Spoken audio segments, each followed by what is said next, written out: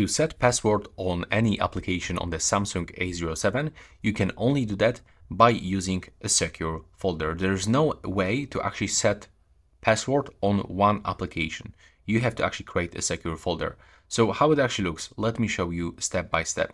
First of all, you have to open the settings and you have to go for security and the privacy, find more security settings, and you have to select secure folder.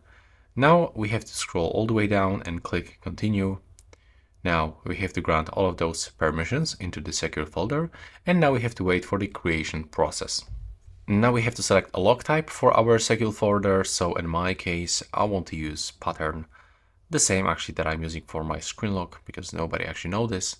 So input your password twice, click OK, and now we are also able to reset this secure folder with a Samsung account. But in my case, it's not necessary, so I'm gonna select don't do that. And additionally, you can use the fingerprint to unlock your secure folder. Now we have to click next in the bottom corner. And when you finished, right now, you can open this secure folder with your password or with your fingerprint sensor, just like this. Now we have to click on the plus.